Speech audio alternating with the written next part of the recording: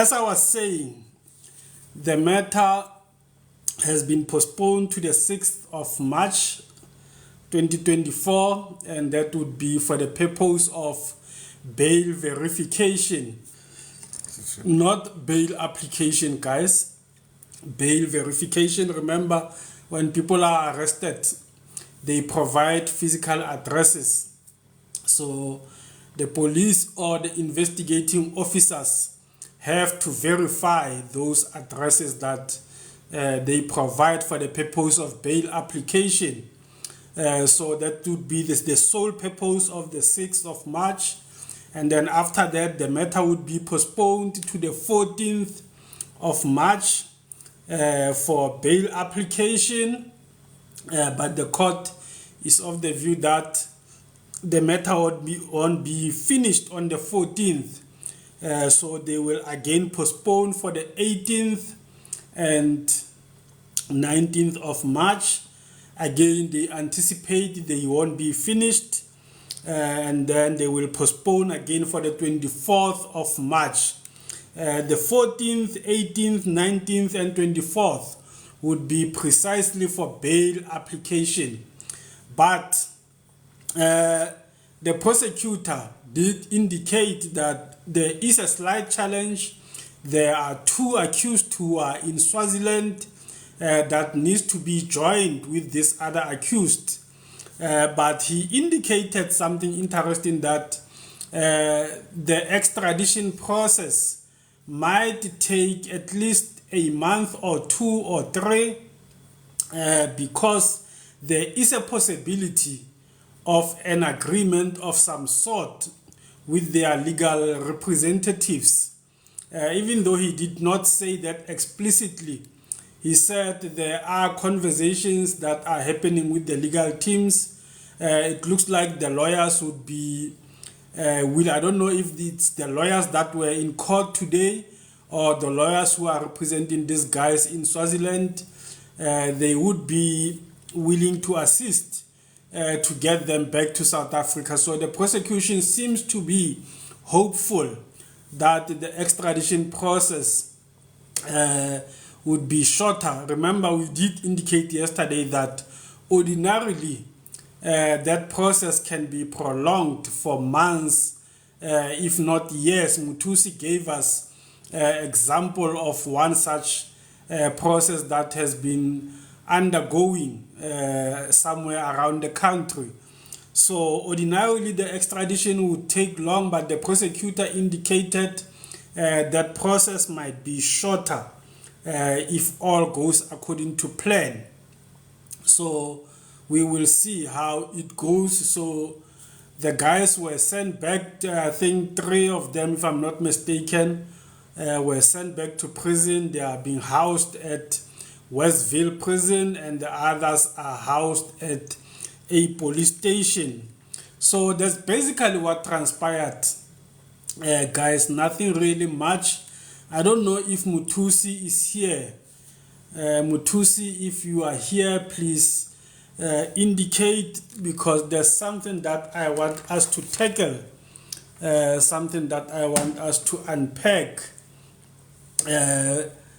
We know, guys, that there is something that is called legal privilege in South Africa. What you say or the discussions that you have with your lawyers is privileged information. It cannot be used against you, and the police hardly, or they don't, they are prevented by law to investigate conversations between accused persons and their lawyers. But there's something that I refer to as financial privilege. I want us to debate that, because I think some people hinted that yesterday, and some people did make comments again today about that.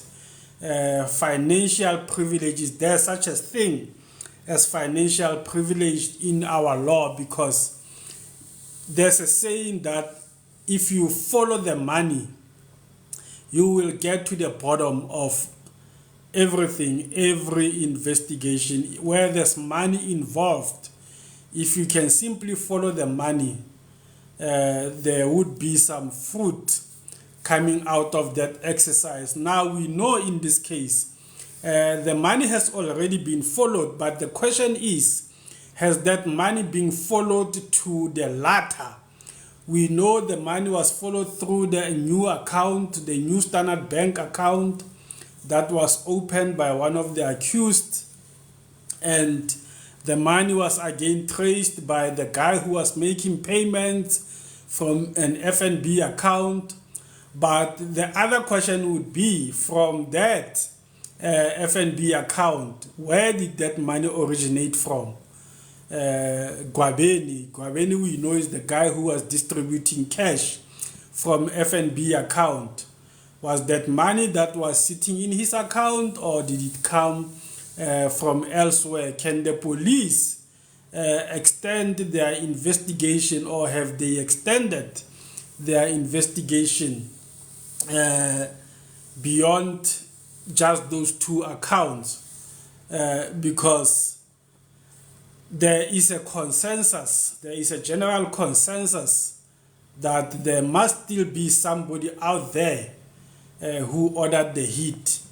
The guy who is being called the coordinator could have only been the coordinator, as the word says, because if you listen to Begicele and Ntlantla Mkhwanazi, somebody was talking about the mastermind, somebody was talking about the coordinator, but I think both of them ultimately stuck to the word coordinator. So it would appear there's still other things that needs to be investigated. So I wanted us to tackle that from a legal point of view.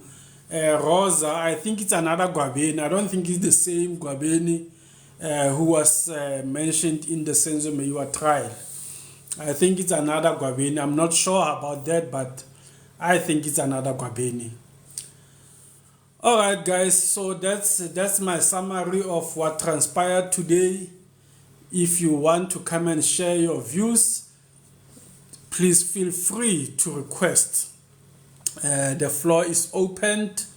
Thank you for the 46,000 likes. They are going slowly. Guys, we can do better than that. And thank you to all our gifters. Let me quickly acknowledge Miles, Mpo, Unmute, Tash, Nontombi, and BT. Thank you guys for all those gifts. We really appreciate them. Let me check who's here. Somebody's here. Official minister is here. Good evening, my friend. My brother, how are you doing? I'm good. How are you? I'm good. I see you've got the caption there. 7 suspects now in police custody, 5 in SA, and there are still 2 outside. Yes. This is because of the great work done by the police. You know, Brother, maybe I don't know. Let me just start with your first question. Yes. If you follow the money, it takes you to the real mastermind. Sorry about that. I know they are calling you to tell you that we can see you, you are live, brother. So, okay. It was February 2023. I don't recall the date exactly, Prateni, in terms of what was the exact date, but I remember it was in February 2023, and it was Saturday or Sunday, somewhere there, when General Mkhwanazi was talking to say we are sampling evidence, including the details about who transported aka everywhere else, where aka was involved before his death. All that was being compiled. Yes. Examining social media communication, any prior conflicts Mm. that he had before. Now, to answer your question, in extension to that statement, the investigation team, they went even further, Pradin, Yes. to say where is that money that went into Kwabini comes from? Yes.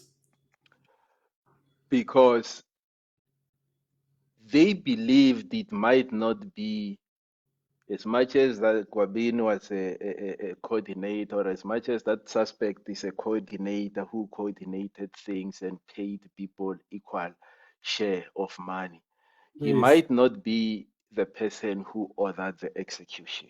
Yes. How do I know this, Pradin? Um, in academic research, Pradin, there is what we call qualitative research. Yes. So in academic research, there is also what we call triangulation. Triangulation in research, Pradeni, is a technique that involves employing various methods or research techniques to investigate the research question. Yes. The idea is to enhance the validity and the reliability of your results, corroborating information from different sources. So this strategy, Pradeni, is frequently utilized in qualitative research to ensure the reliability of your research and the robustness of your finding, reducing that reliance from one person and taking the bias away. For example, when you are coding results in a qualitative research, you know it is also advisable that you give those results to somebody else, because you might be biased, to somebody else who code those results. And if they come to the same themes, for an example, as you did, then the reliability and the robustness of your findings to your research questions are proper. That's what in academics, the techniques that we follow. The Yes. police followed the same method, Pradeni. I'm not sure if many are aware. In KZN, there were two teams. These two teams were independent.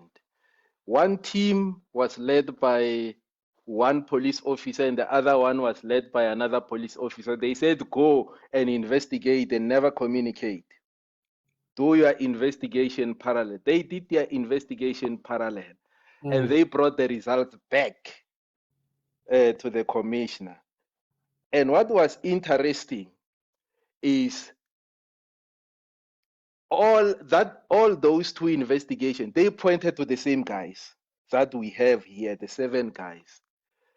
And what the police, maybe they are not revealing or they don't have confidence to reveal, is that they also pointed somewhere else, but they are not telling us where it pointed. And you could tell Becky Kele was giving hints to say something is going to happen.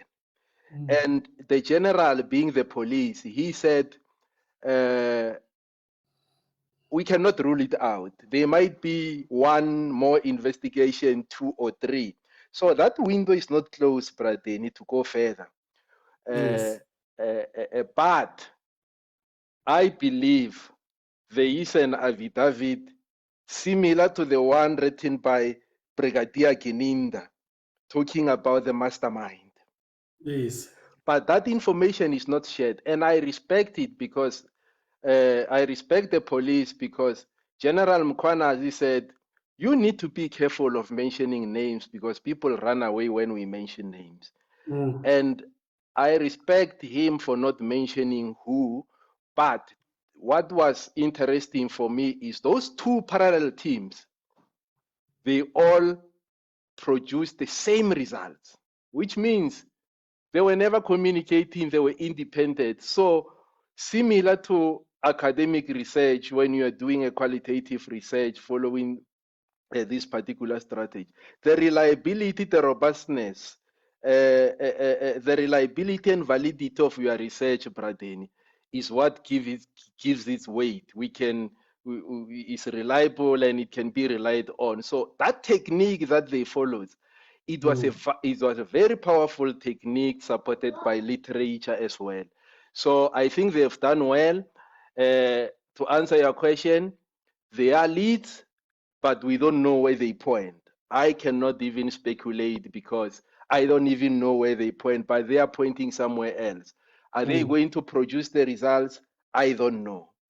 But I think that answers your question, Bradeni, to say how far have they followed that. It's not, it was also um, touching on that point to say, can they follow the money further to the main person? They have done that, but I don't think they've got the confidence now to act. And I do believe I've got the confidence in General Mkwanazi. I know when he acts, he means business. So now, on one other point, Pradeni, there is 50-50. It's either there is a confession or somebody just snitched without a confession. So it's either this. I'll tell you why I believe there is a confession or somebody snitched. Yes.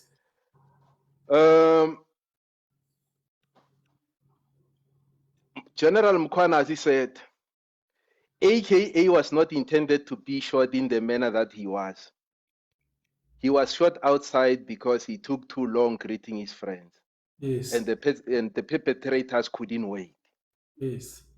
What kind of investigation can make them conclude to read the mind of the shooter to say the shooter was impatient? There are two things. Either somebody talked or went through a proper confession. Because you really need to be a psychologist, or you really need to be one of these people who comes with conspiracies in our life to say, hey, Judge Rata is stressed by that question. But this is a general, Bradin, who doesn't believe into gossips and all that. He said this confidently so. He didn't say, we think as the police. No, that was a fine. He was saying that with authority to say this is what our investigation led to. So somebody snitched or there is a confession, and I won't be worried if there is I won't doubt if there is a confession because of the manner in which these guys were arrested. They didn't know that they were arrested for a certain case. Some might have decided to sing like the greatest Zulu dancer from Enongo, Yes. my boy. Yes. So, and I also heard that's why I'm saying it is either a confession or just a bit of a snitch. So somebody complained that he's not being treated in a good way wherever he is. He was advised to follow proper channels to raise those issues. What are those proper channels then? The ones we have always been discussing here, to say Yes. the court will always direct you to follow proper channels. Yes. Lastly, who is paying these guys? We don't know. But it will be. Actually, official minister, when I was talking about financial instructions, actually, that's where I wanted to go. Yes. Over and above following the money trail. I wanted us to debate this issue whether is there anything in our law that prevents the police from investigating where the financial instructions are coming from. Yeah. We'll wait for Mutusi to come and bail us. Some of us, Bradeni, we are still doing third year law, so we're Yes, still wrestling with this things, but we'll wait for Mutusi. We'll learn from people like Mutusi who are always credible and robust. Mm. So I'll be interested to find out from Mutusi. But that financial instruction or that those finances, Pradin, what I understand is there is Section 35. You'll correct me if I'm wrong. Of LP, what is it? Is it LPC?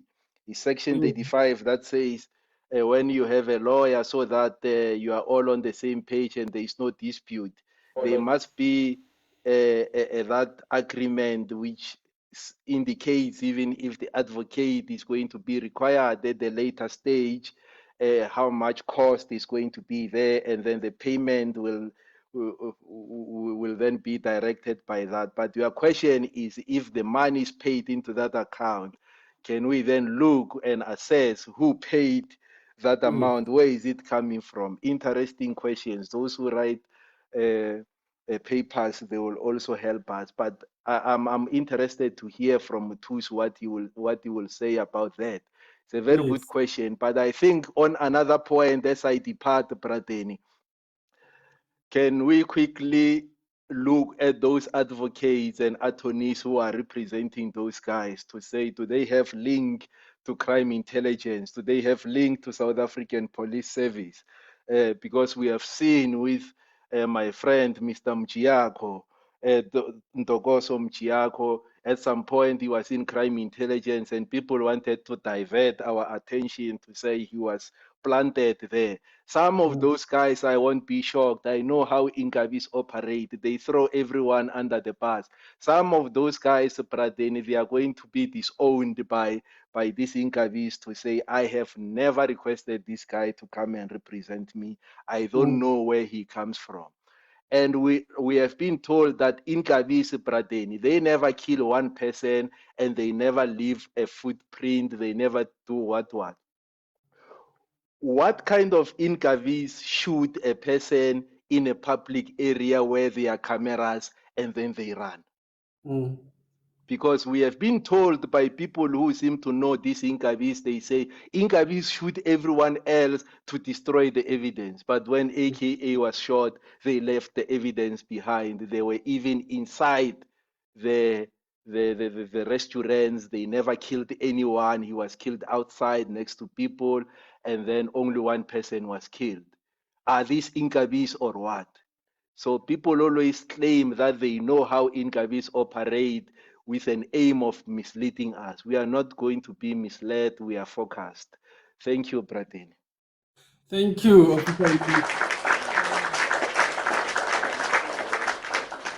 There was once a guy who once came into this life. I don't know if he's still around. Actually, we were saying at the time, I think there was a general sentiment steered by me, obviously, saying criminals are smart. So a lot of people were saying on the panel, few people were saying criminals are smart. And I think it was coming from this thing of Inkabis, that Inkabis won't do this, Inkabis won't do that. But we see these Inkabis being arrested all the time. So we were saying criminals are smart. And this guy came and said, there's no criminal who's smarter than me. That guy, I think he said, was an engineer. He said, there's no criminal who is smarter than me. I refuse to agree that criminals are smart. And it's becoming clear that guy was right. People have been telling us what Inkabis do, what Inkabis don't do. But here are Inkabis who were caught with a slip of 12 rand airtime. Okay, we don't know how much that airtime that he bought was, but it's possible it's 20 rand or 15 rand or 10 rand airtime.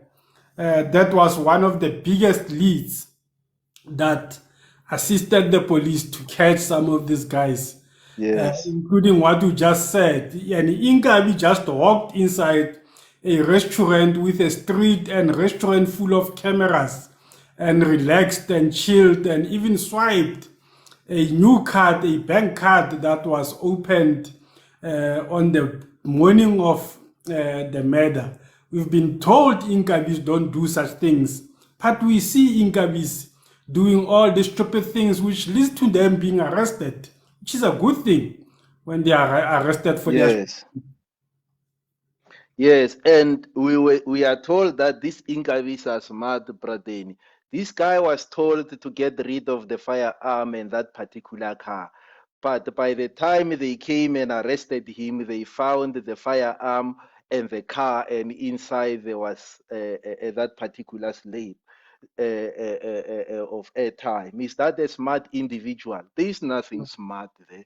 Guys, we are being insulted every day to say these people are smart. I agree with that engineer, Prateni, as a scientist myself, to say they are not smarter than me. I refuse, Prateni, to say they are smart because these people are reckless.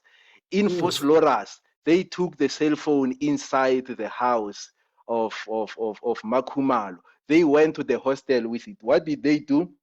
They thought they were smart. They switched it off and then Mm. they walked with it into the hostel. When they get to the hostel, they switch it on. After they switch it on, the message comes in. It clogged to that tower there inside the hostel, and then that's how we knew that after they done killing Senzo, they went to the hostel because that's where that cell phone went. Are these smart people? No, there's nothing smart about that. Thank you. Absolutely. Thank you, Official Minister Moses. Good evening. Please unmute your microphone.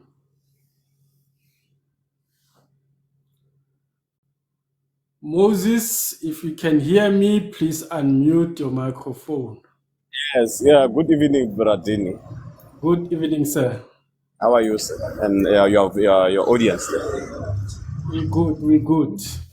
Yeah, so my big question, there is a accused number one there. There's noise in your background. Because they said there is seven accused, but I saw five in court. There are still two. Because I saw five. Because they said in overall it's, The two are in Swaziland. they've been arrested also, or they are not yet. They are arrested in Swaziland. All right. So yeah. So I want to know who pulled the accused number one, the one who shot, who pulled the trigger. I think the guy who pulled the trigger is still in Swaziland. I'm not sure, but I think it's one of those who are in Yes, Swaziland. yes, brother. And in Swaziland, we've got a spotter and a shooter there. In court today, we had a shooter as well. No, how many people who shot? There were two people on that video who fired shots there.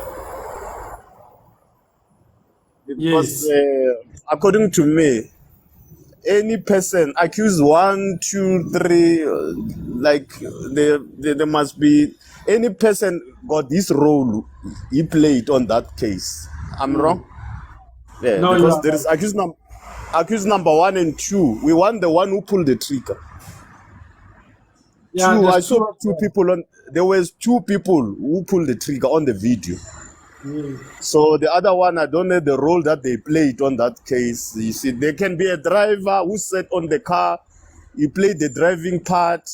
There is my mastermind. Because there is 7 people. I saw 5 people. I don't know, so each person got his own role. They played their own roles, and then that is why we are going to have accused 1, number 2, number 3, 4, 5, 6, 7, according to that. So I was really want to be clarified about who pulled the trigger, who was driving the car, escape car, because there was a driver. Those 2 guys. They are not the ones who was driving the car, because the one who was driving was sitting inside the car, waiting for them to come and run. So it's too early to.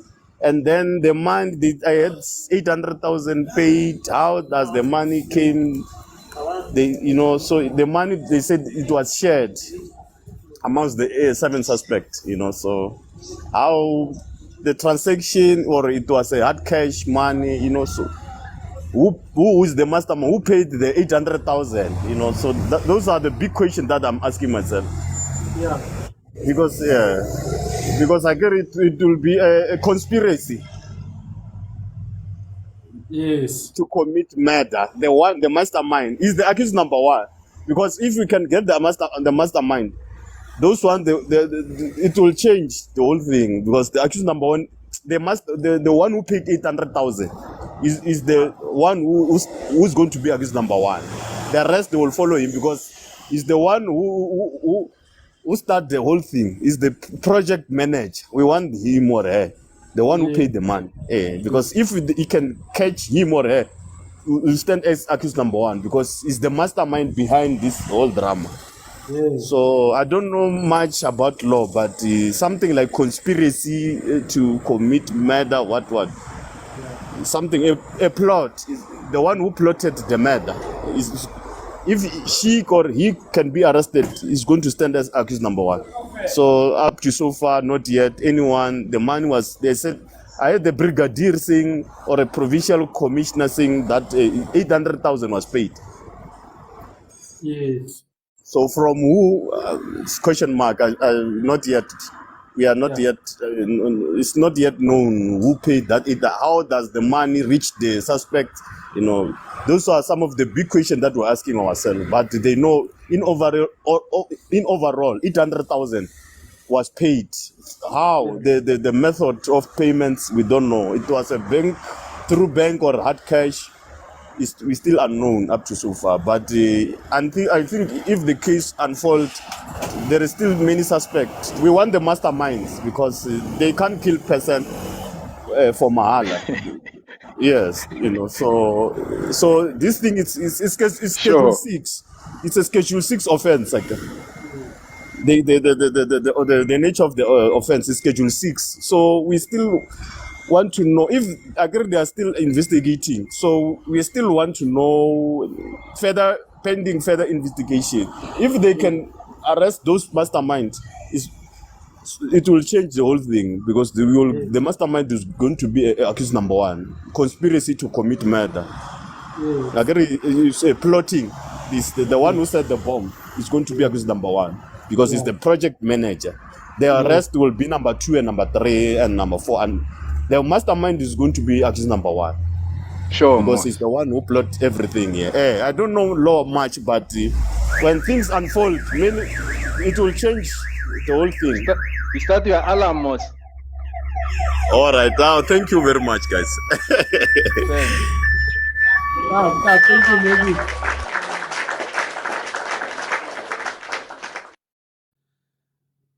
Okay, guys, let's remember that one of the purpose of this life is to assist people who don't have time to watch TV, to follow press conferences, to listen to Begicele and Ntantla at 9 o'clock in the evening. So this is the purpose of this life, guys, so that we can assist people like Moses, who did not have time to watch the proceedings and confirm to Moses that certain things that he's putting question marks on have been confirmed by the police.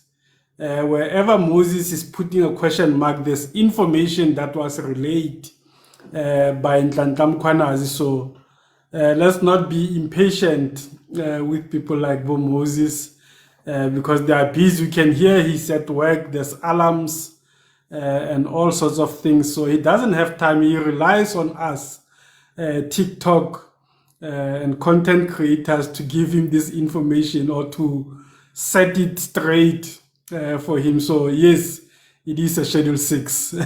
They are facing a Schedule 6 offense. And maybe Bradeni, just to help Moses very quickly. Yes. Apologies, my brother. In Swaziland, there is a shooter and a spotter. The spotter is one of the people who were checking the coast. So there is a shooter and a spotter in Swaziland. They are going to come. We had 3 months. They will be here in about less than 3 months or so. So these are the guys who were arrested on the 24th of February. But we know the first two arrests, the one that happened in April last year, they captured the organizer, the one who was captured in Cape Town, who organized all these things, guns and all that, and supplied these guys. And 24 in October, Sporter was arrested. December last year, Shooter was arrested. Like I said, the other shooter, uh,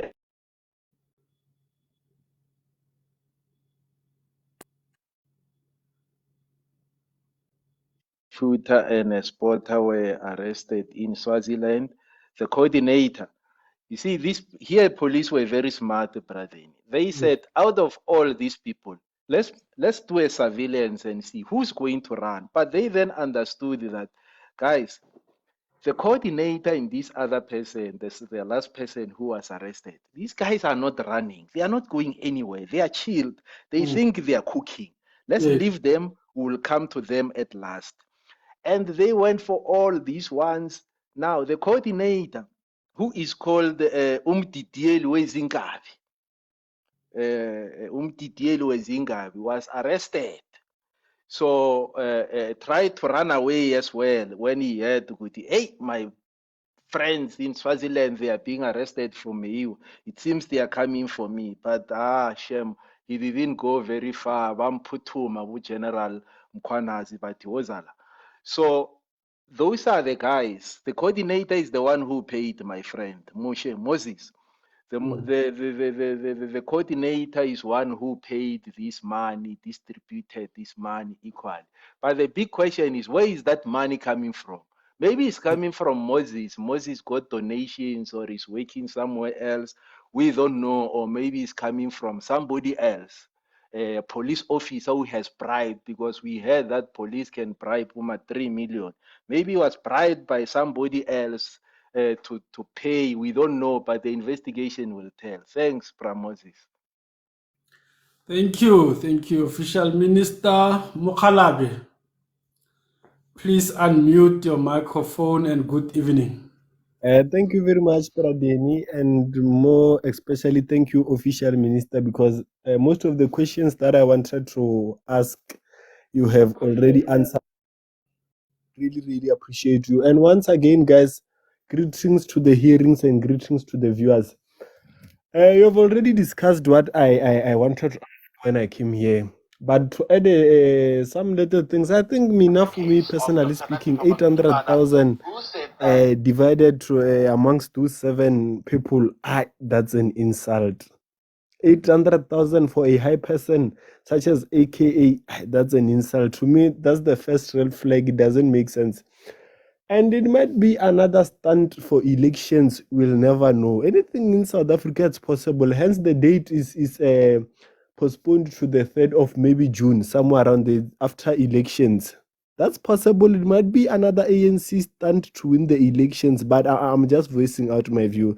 That's why even Beki Cele attended the court, because normally doesn't even attend these court cases. But why specifically of the one of AKA? But it wasn't there on the funeral. But I don't want to complain much. I was just asking that it's possible that this might be an ANC stunt. But if so, they did arrest the correct people. Well done. And thank you very much, Mr. Dean.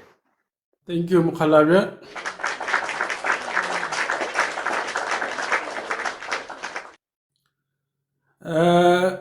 Me too. Good evening. Good evening, Pradeni and the official minister. I'm surprised when the official minister says he's in his 3rd year of law. I think washaya shaya wabo, because he makes sense. Unlike these other esteemed lawyers that do not care on this platform, Here, lawyers say, I don't care. I said, what kind of a lawyer is this? And then from there, you find them all day on TikTok lives and analyzing the Meyiwa case to say, when are they attending to their clients or like They don't visit their clients and they just rock up in court, you know. So the Pradeni, what Me too. surprises You'll put me in a position where I have to explain myself and be subjected to cross-examination. no, So but I think roll it up. if someone is in his third year and these qualified lawyers, like, I'll put it like bluntly, bapeta nje, wawutlwa uri muthu wapeta. I mean, it simply means these guys, Jokoba unalibo Dr. Matthew, kunali bomchiyako. Bashaya, these people, you know. But Pradeni, I didn't call about that. Yes. Pradeni, what shocked me was that in this 7, there are 4 family members or 4 people from the same family, Yes. you know. And now a TV station interviews one of the elders in that family, as they put it, you know. And the guy starts giving up versions. No, they went to Swaziland because people killed 8 of our family members and we retaliated. And the police came and said they know that our children are armed and they are going to shoot them. That's why we saw it fit for them to go and hide in other countries. You know? And then my question is, are these families aware that their children are killing other people and they keep quiet? Mm. Why are these families doing this?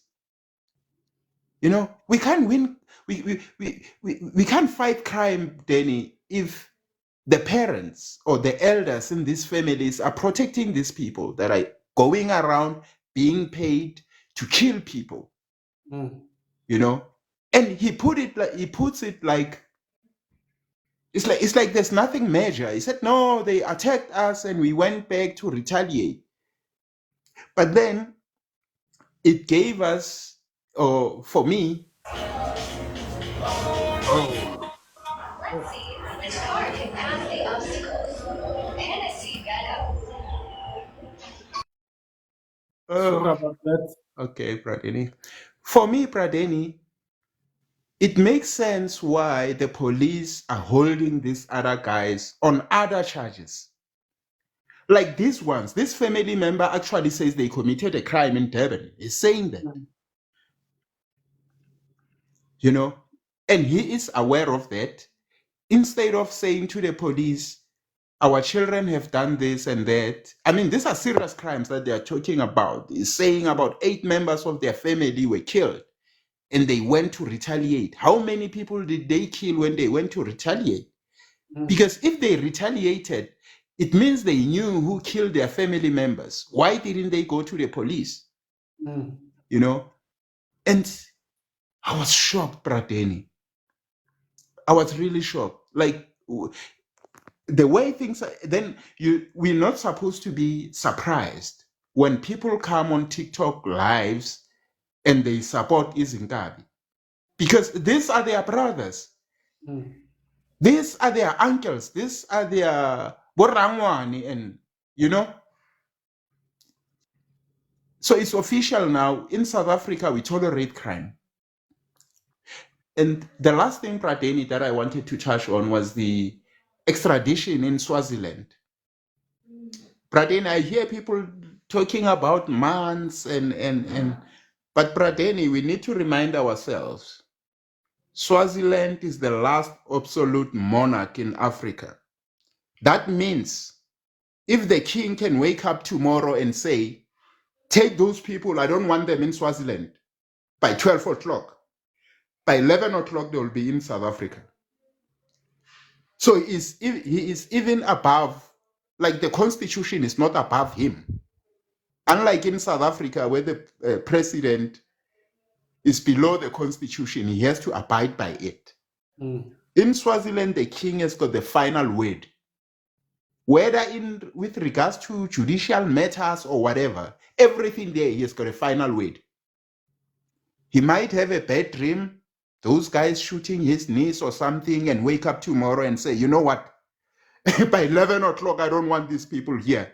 By 10, they'll have crossed the border. Thank you, Pradeni. Thank you. Me too.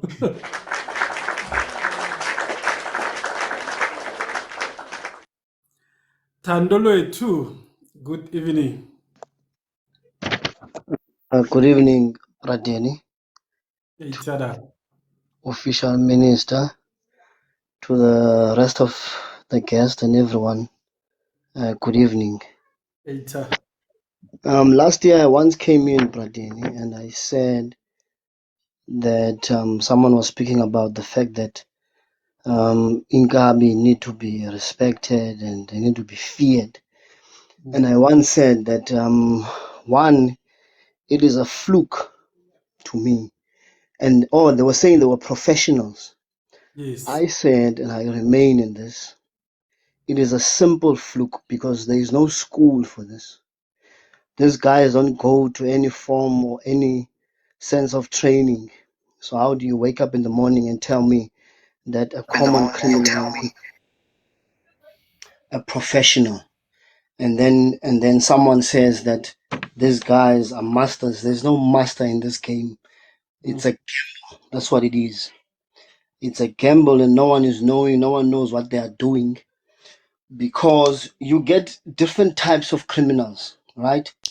You get a guy, but then who steals from ShopRite. He's arrested. He's arrested for stealing cheese today.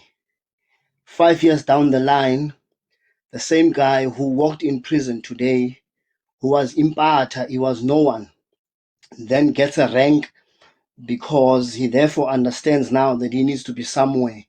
And on the basis of fitting in, therefore, he gets orders and the whole game changes. But 5 years down the line, he becomes someone.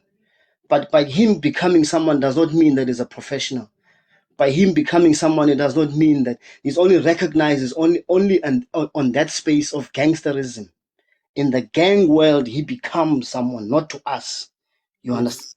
So it's fine for for society to fear to some extent, because there is level of dangers in this. You understand? So I just wanted to clear that before we go anywhere. So the reason yesterday someone made a comment after, and then they said, what do I mean by them using a Mazda? Would that have been a better? No, it wouldn't have been a better thing.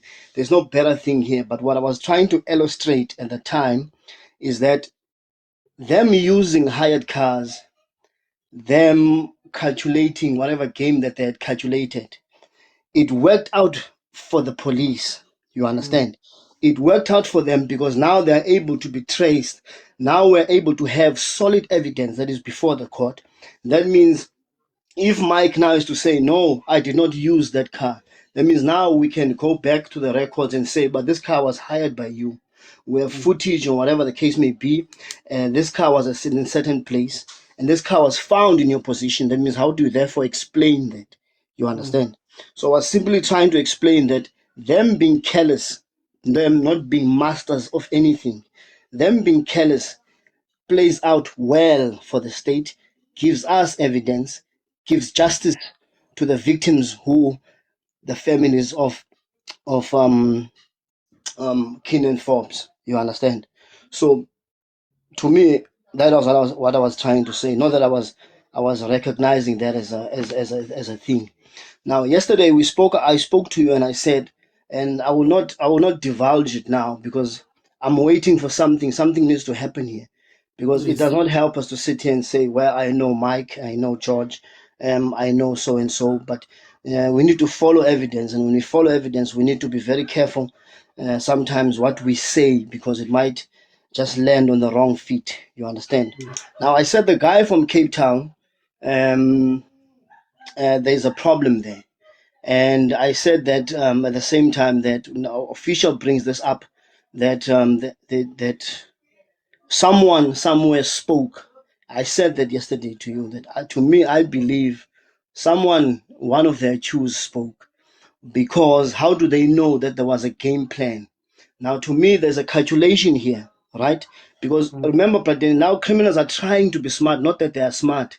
You understand? So things need to play out exactly like a movie, you know? So someone had calculated that, okay, let's have guys inside, let's have guys outside with cars, let's have the whole game plan, and then along the way, let's shoot him while he's in the car. Let's not let him leave, go inside, because it might become too much of a chaos. You understand? So it was a calculation that they had. It was a plan that they had. But how do the police know this? It can only come from one of the accused, nowhere else. You understand? It can. This information can only be given by an accused person. That is why I support that statement that someone somewhere has spoken. You understand? Now, criminals are also trying to get smart. Not that they are. I will keep repeating this because the who is this guy? There's a new trend now, Pradeni. You know, let's say for example you are married and therefore your wife pushes up premiums and then wants to take you out. Now the new game is that they have to make it look like you were not killed because the investigation will reveal many things. Because you ask about how do the police follow the money? You understand? Because if we are going to follow the money, because what happens normally in an execution like that, your wife will probably give the guys 50,000 to facilitate for the murder, right? And then at the same time, your wife will say, okay, when the premiums pay out, that means I will therefore be able to make the payment. But that's why you guys need to make the murder look like it was a sewer. Maybe but Danny was probably, let's say you were problems mentally, and therefore you wanted to take your own life, which is a suicide, right?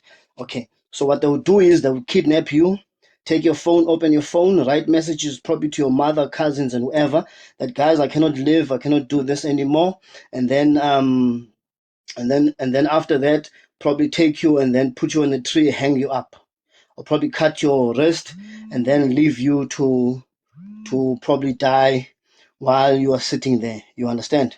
So that's the new game. So what I'm thinking, these guys will probably, by them being inside, by them hiring cars, in their stupid minds, were trying to make it look as if, you understand, that this whole thing is planned out, one, and number two, we have people inside. That means we are comfortable enough to do what we want.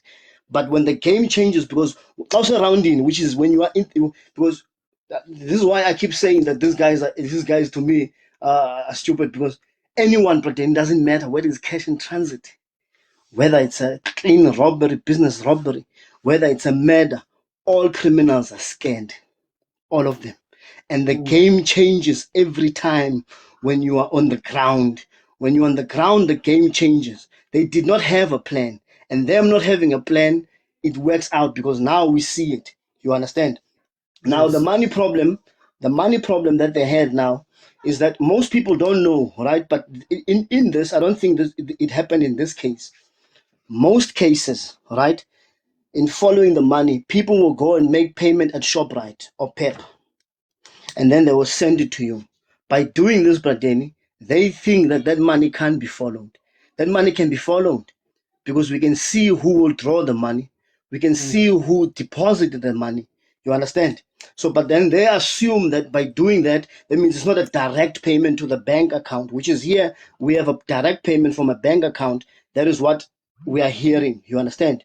So if if they did that, it was way stupid. But also if they paid at the shop, right, or PEP did whatever, e-wallets, whatever the case may be, that can too be traced. But what I understand in your question as well, you had a question about can the state get what is this, bank statement or what? Is that what you were asking? Financial instructions to the lawyers. Oh, okay. Financial Who paid the instructions to the money? lawyer, not 100% sure, but in our case, when they tried to do that, they couldn't. Okay, I don't know what was the legal explanation to that, but they tried to get, because there was money that was deposited into our accounts, but it didn't come from the robbery itself, but they picked that up, but they wanted to bring that evidence forward, but they couldn't because the court said, how was that acquired, that information? And then it was a mumble game, and then they said no, they can't use that. So I don't know. So it was more about how the information, how the evidence was acquired. Yes, yes, Okay, yes. I'm with you. Okay, Raj. Thank you, Tanolotu.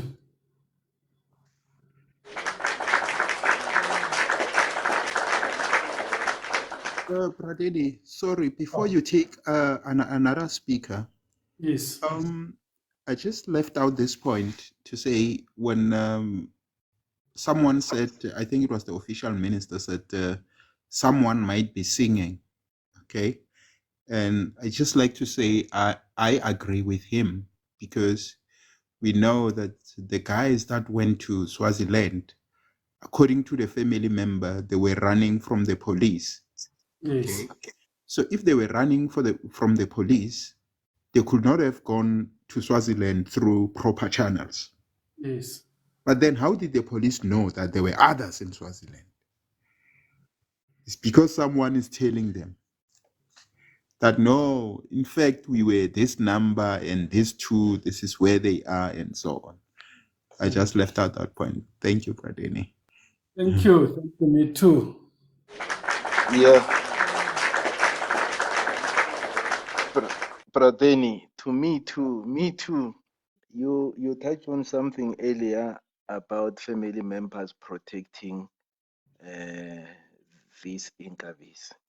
We saw a father crying on national TV, trying to insinuate that his son doesn't know how to carry a firearm or to even kill, when he knew very well that his son fired about 25 bullets attempting to kill a police officer. So you can see sometimes these things are just an act. Even in the case of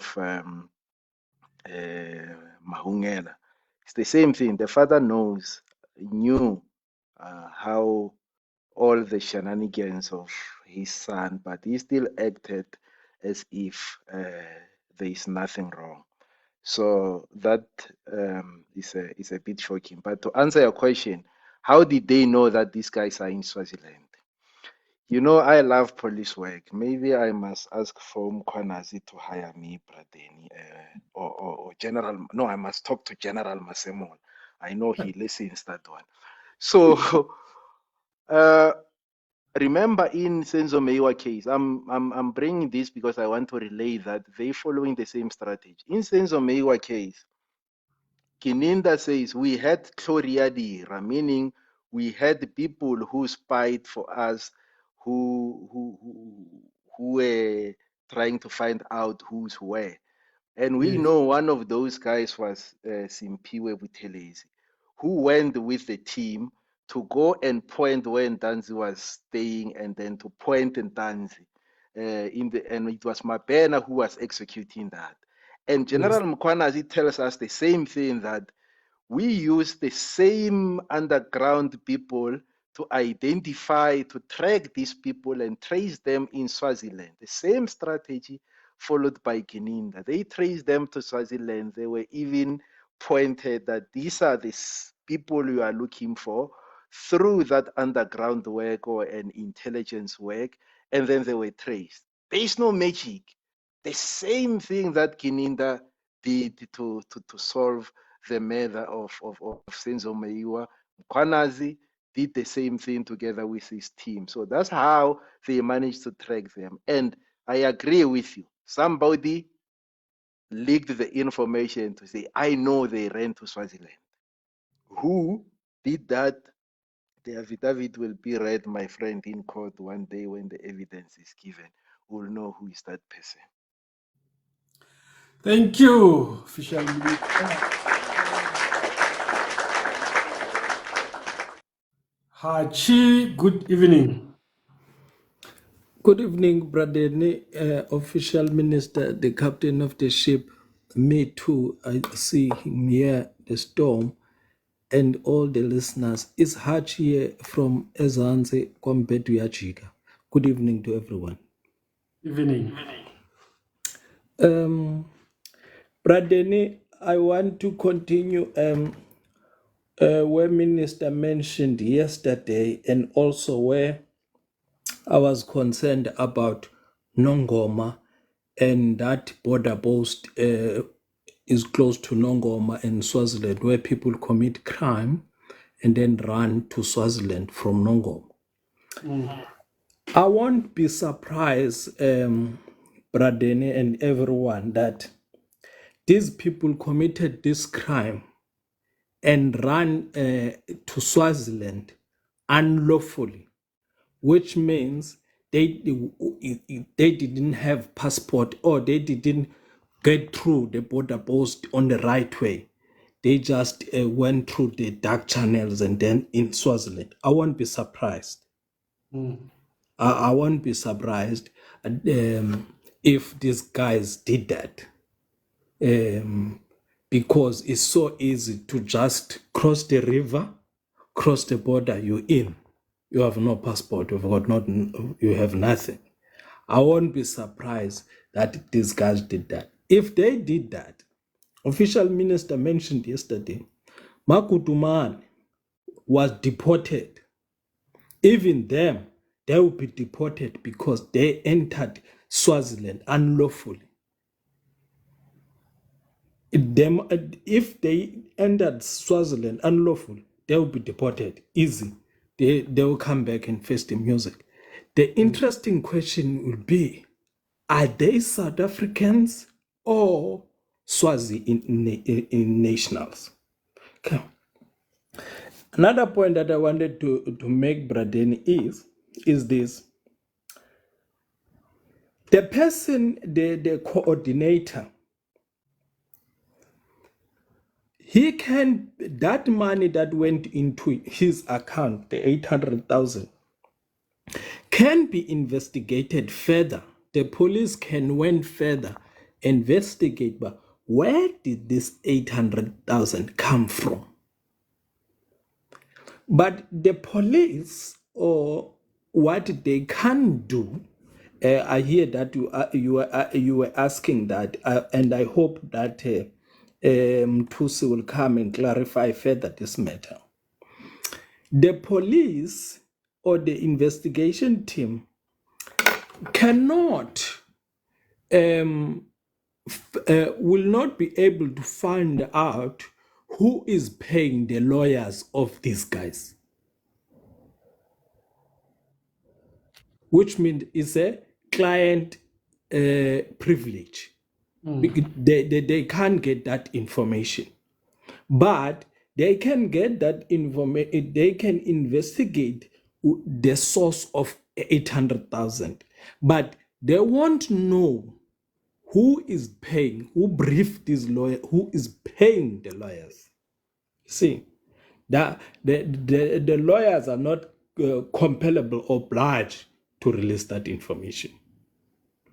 Meaning, it can be possible that the very same person who paid, let's say maybe there's someone who paid that 800,000, can even hire these lawyers. That information won't come out. Are you with me, brother? I'm with you. Yeah. Remember on that case 2 weeks back, the Makutumane case, the prosecutor stood up in court, the old lady there, and said she wants to know from the lawyers if they will have enough money that will run through the trial. And then one of the advocates stood up and said, it's too early for you to ask that question because we're still going through pre-trial. There are a lot of things that will come up there. But at the end of the day, they're not obliged to disclose that information. I hope Mr. Mtusi can come and clarify further this matter. Thank you, Hachi from Kwampeto Yajika. Yes, thank you, President. You are here. Tox Masinga.